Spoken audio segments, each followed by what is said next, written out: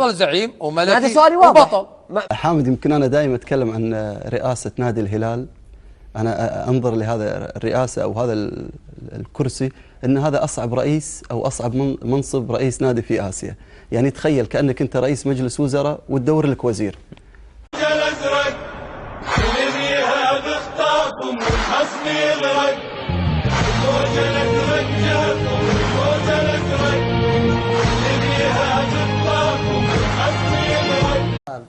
أعطيك إياها من الأخير. الهلال لما يكون في أحسن حالاته الفنية أي مباراة يكون طرف فيها تكون مباراة مملة.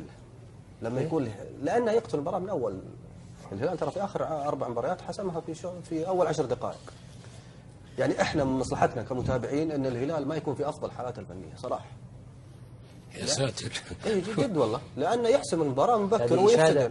إشادة للهلال كبير والله إشادة. انا اقول لك الهلال دائما اذا كان في افضل حالاته الفنيه دائما. شوف انت ارجع لاخر 4 مباريات تجد الهلال حسمها في اول ربع ساعه. اخر 4 مباريات تقريبا طوالي. يعني الهلال معروف انه اسرع فريق بالعالم يسجل هدف في العالم. انا مستعد اراهن على المعلومه دي، انه اسرع فريق بالعالم يعرف كيف يوصل. الحصر البطولات اساسا معروف. انا وجهه نظري محسوم بالنسبه لي، الهلال هو الاول يعني في عدد البطولات. من زعيم الانديه السعوديه؟ الزعيم الهلال، لكن كلقب الهلال يعني اقول لك كلقب الهلال. لا وهو اكثر بطولات الهلال، هو اكثر بطولات.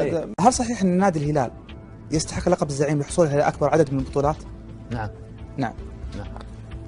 بالارقام الهلال هو زعيم الكره السعوديه.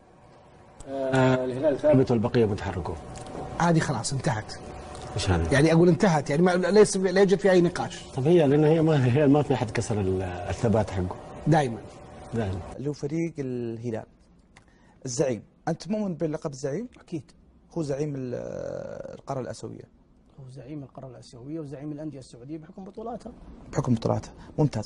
لما تتكلم عن الهلال تضرب تعظيم سلام. الهلال هذا انت تسمع كذا كلمه هلال معناها في بطوله حتيجي. يا حبيبي انت بتتكلم على هلال، ها؟ الهلال